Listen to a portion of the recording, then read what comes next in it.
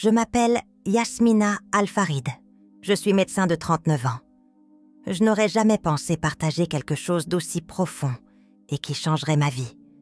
Mais ce que j'ai vécu a bouleversé toute mon existence.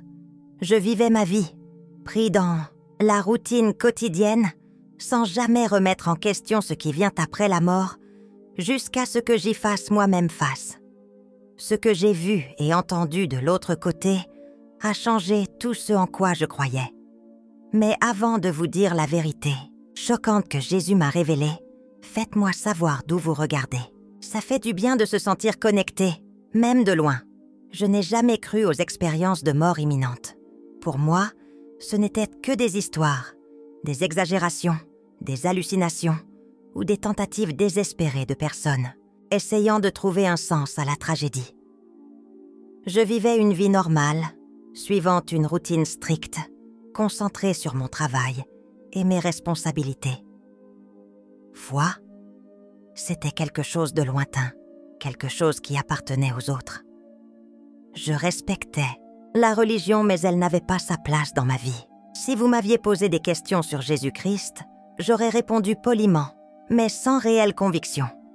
Mon monde était pratique, logique et structuré, jusqu'au jour où tout a changé. Je n'étais pas préparée à ce qui allait arriver, et honnêtement, je pense que personne ne le sera jamais. La vie a tendance à nous prendre au dépourvu, nous poussant vers l'inconnu au moment où nous nous y attendons le moins. Cette journée a commencé comme les autres. Je me suis réveillée tôt, je me suis préparée pour le travail et j'ai continué ma routine habituelle. J'avais toujours le contrôle. Je planifiais toujours à l'avance. Mais le destin ne demande pas la permission. Une simple décision, que j'avais prise 1000 fois auparavant, m'a conduit à un moment qui allait changer mon existence pour toujours. L'accident s'est produit si rapidement, mais je me souviens de chaque détail comme si le temps s'était ralenti. J'ai vu les phares avant d'entendre le crash. Nous n'avions pas le temps de réagir, ni la possibilité de changer ce qui était déjà en mouvement.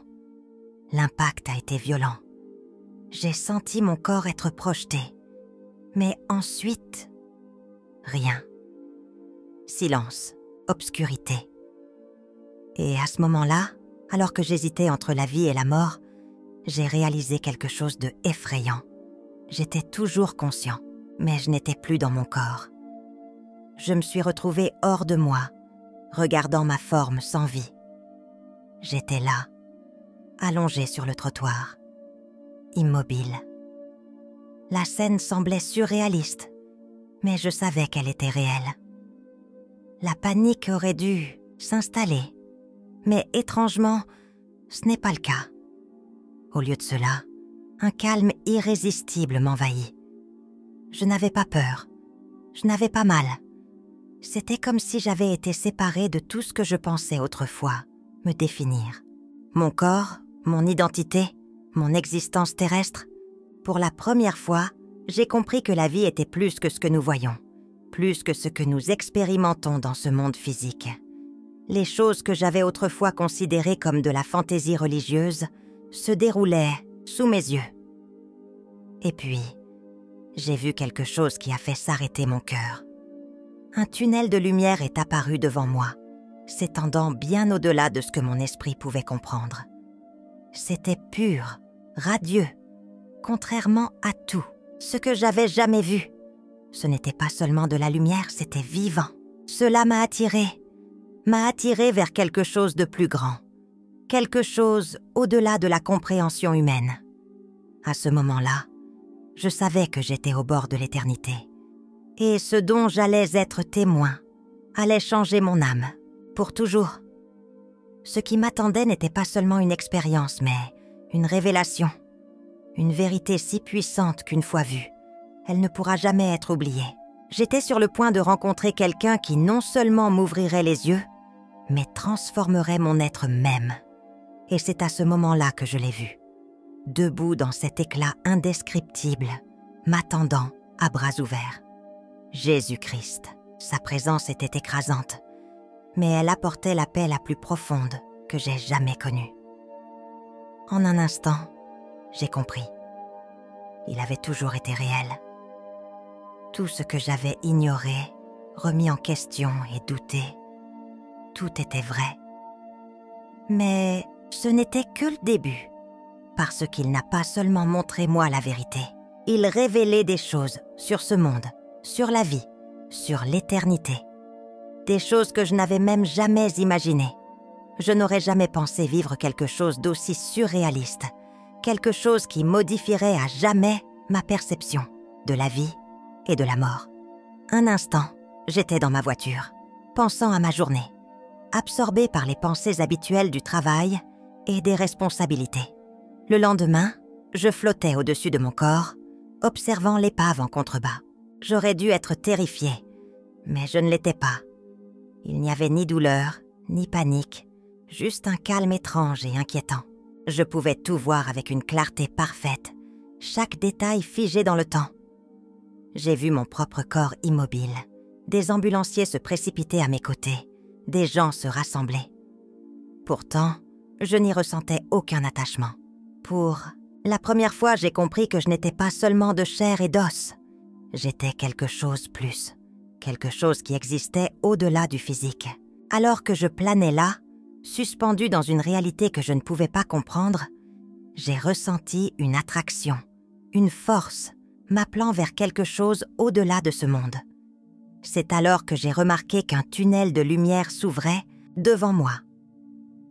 Cela ne ressemblait à rien de ce que j'avais jamais vu. Ce n'était pas seulement brillant, c'était vivant. Il dégageait de la chaleur, de l'amour, une paix indescriptible. J'y ai été attirée, non par la force, mais par une invitation irrésistible. Je savais instinctivement qu'entrer dans cette lumière signifiait tout laisser derrière moi. Mon passé, mes doutes, mes peurs, tout cela n'avait plus d'importance.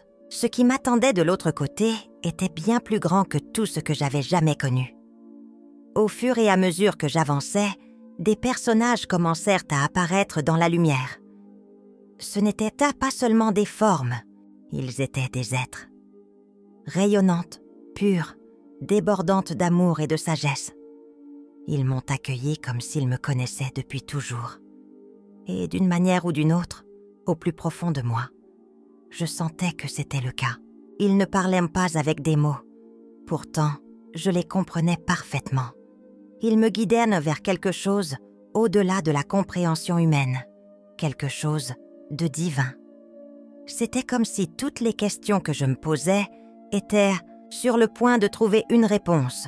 Tous les doutes sur le sens de la vie étaient sur le point de se dissoudre. Et puis, alors que je me tenais au seuil de l'éternité, j'ai vu lui, Jésus-Christ. Dès l'instant où je l'ai vu, j'ai su, sans l'ombre d'un doute, qu'il était réel. Plus réel que tout ce que j'ai jamais rencontré. Sa présence était écrasante, mais incroyablement douce. C'était comme si un amour pur rayonnait de lui, remplissant chaque fibre de mon être. Il m'a regardée, et dans ce regard, j'ai tout vu. Ma vie entière, mes luttes, mes peurs, mes péchés. Pourtant, il n'y a eu aucune condamnation. Seulement l'amour. Un amour si profond, si inconditionnel qu'il m'a brisé. À cet instant, j'ai compris. C'était ce que j'avais recherché toute ma vie. Pas de succès, pas de connaissance, pas de reconnaissance. Lui. Et puis, il a parlé. Pas avec des mots, mais directement avec mon âme. « Vous n'êtes pas ici par hasard », a-t-il déclaré. « Il y a beaucoup à voir, beaucoup à comprendre. » À ce moment-là, tout a changé. Le monde tel que je le connaissais s'est brisé, remplacé par une réalité bien plus grande que ce que j'avais jamais imaginé. J'étais sur le point de découvrir les vérités cachées de l'univers, les forces spirituelles en jeu dans ce monde. Et je savais qu'une fois que j'aurais vu ce qu'il était sur le point de révéler, je ne pourrais plus jamais revenir à ce que j'étais avant. Debout, en sa présence, j'avais l'impression de pouvoir voir à travers le tissu même de la réalité. Jésus-Christ ne me montrait pas seulement une vision. Il révélateur les forces cachées qui gouvernent ce monde. C'était comme si mes yeux spirituels s'étaient ouverts pour la première fois. Soudain, j'ai vu à quel point tout était lié. Les gouvernements, la richesse, le pouvoir, l'influence. Mais ce qui m'a le plus choqué, c'est de réaliser qu'aucun paraissait. Le monde n'était pas seulement contrôlé par les dirigeants politiques ou les élites financières. Non, des forces bien plus importantes étaient à l'œuvre, invisibles, mais incroyablement réelles. Jésus m'a montré comment les pouvoirs spirituels opéraient dans les coulisses, manipulant l'humanité et gardant les gens aveugles à la vérité. Et pire que tout, la plupart n'avaient aucune idée qu'ils étaient trompés. J'ai vu les événements se dérouler sous mes yeux, les décisions prises dans des salles secrètes, les lois adoptées sous couvert de progrès, les systèmes financiers manipulés pour maintenir les gens esclaves du matérialisme. J'ai vu à quel point la peur était utilisée comme la meilleure arme contre l'humanité. Peur de perdre, peur de souffrir, peur de l'inconnu. Des outils conçus pour empêcher les gens de chercher la vérité. Jésus a révélé que l'argent, quelque chose que nous recherchons tous et dont nous dépendons, n'était rien d'autre qu'une illusion. Un système conçu pour distraire, contrôler et garder les gens concentrés sur des choses temporaires plutôt que sur des choses éternelles. Ne vous amassez pas de trésors sur la terre, m'a-t-il rappelé, citant Matthieu 6, 19, où les mythes et la rouille détruisent et où les voleurs s'introduisent et volent. Et à ce moment-là, j'ai compris. Ceux qui mettaient leur confiance dans la richesse étaient déjà perdus. Ensuite, on m'a montré quelque chose d'encore plus alarmant. Une vision d'un effondrement financier mondial.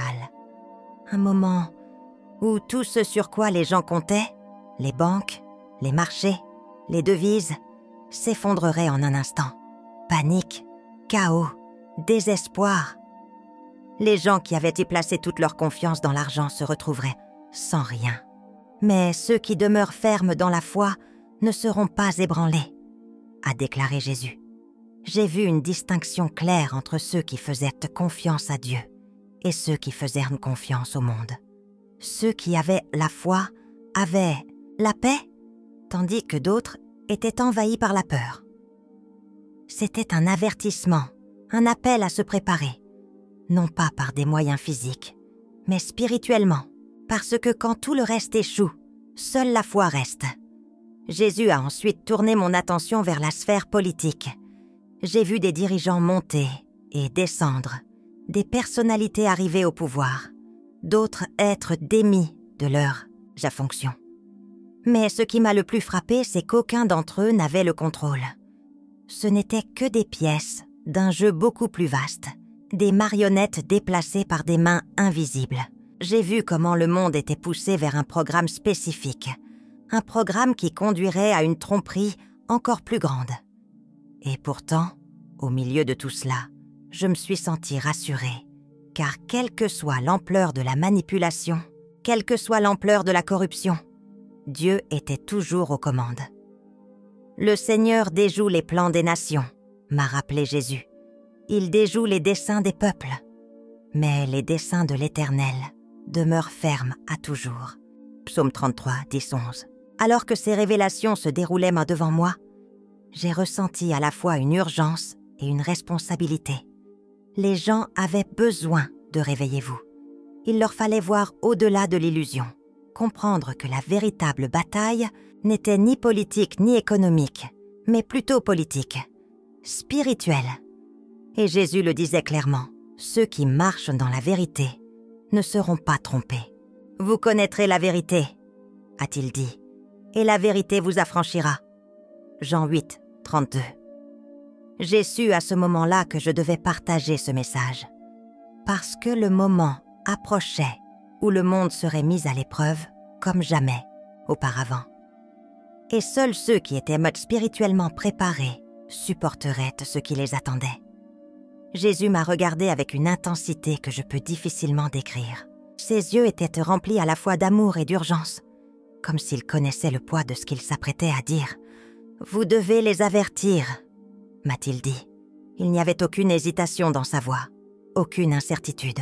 C'était un commandement, un appel. Le monde se dirigeait vers quelque chose d'immense, quelque chose auquel la plupart n'étaient pas préparés. J'ai senti la gravité de ces paroles pénétrer dans mon âme. Il a parlé de tromperie, d'une époque où la vérité serait déformée, où les gens échangeraient à volontiers leur foi contre le confort, leur âme contre la sécurité. Et en écoutant, j'ai compris. Ce n'était pas une prophétie, lointaine. Cela se passait maintenant. Il m'a montré comment la peur était utilisée comme une arme, comment l'ennemi manipulait l'esprit de millions de personnes, les maintenant esclaves du mensonge. On apprenait aux gens à faire confiance à des systèmes voués à l'effondrement, à dépendre de dirigeants qui ne servaient qu'eux-mêmes, à courir après les distractions qui les éloignaient de Dieu. La plus grande ruse de l'ennemi, a déclaré Jésus, est de faire croire aux gens qu'ils sont éveillés alors qu'ils sont encore aveugles. Cela m'a rappelé ce que Paul a écrit dans 2 Corinthiens 4. L'esprit des incroyants, afin qu'ils ne puissent pas voir la lumière de l'Évangile. Et puis, j'ai vu le danger de l'apathie, la façon dont tant de personnes ont ignoré les avertissements, rejetant la vérité parce qu'elle était gênante. La tromperie ne concernait pas seulement la politique ou la richesse. C'était dans le divertissement, dans l'éducation, dans la culture. Partout où je regardais, les gens étaient éloignés de Dieu, convaincus que la foi n'avait pas d'importance, que la Bible était dépassée, que Jésus n'était qu'un personnage religieux parmi d'autres. Mais Jésus a été clair. Il est le seul moyen.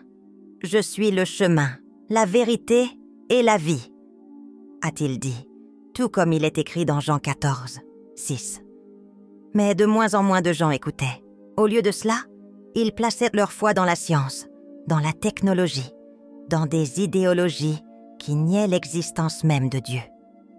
Et en regardant, j'ai réalisé avec quelle facilité les gens étaient manipulés, non pas par la force, mais par leur propre choix. Ils acceptaient l'obscurité parce qu'elle était enveloppée dans l'illusion de la lumière. Ensuite, Jésus a dit quelque chose qui m'a fait frissonner. Le temps presse. Je pouvais sentir l'urgence dans sa voix. Ce n'était pas un événement lointain. Le changement avait déjà commencé.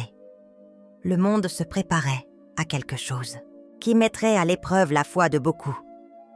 Ne craignez pas ceux qui tuent le corps mais ne peuvent pas tuer l'âme, m'a-t-il rappelé, citant Matthieu 10, 28. La vraie bataille n'a jamais porté sur les gouvernements ou la richesse, mais sur l'âme. Et l'ennemi faisait tout ce qui était en son pouvoir pour voler, tuer et détruire. Jean 10, 10. Dites-leur, répéta Jésus. Dites-leur avant qu'il ne soit trop tard. J'ai alors su que ce message n'était pas seulement pour moi, c'était pour tout le monde. La tromperie grandissait et ceux qui n'étaient pas spirituellement préparés étaient balayés. Jésus n'appelait pas à la peur, il appelait à la foi, parce que ceux qui ont la foi endureront. Ceux qui cherchent la vérité la trouveront, mais ceux qui resteront aveugles par choix seront perdus. J'ai dû partager cet avertissement, non par peur, mais par amour. Car le moment venu, seuls ceux qui ont bâti leur fondement sur Dieu resteront debout.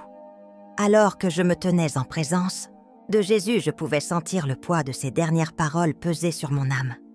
Ce n'était pas seulement un message, c'était un appel à l'action.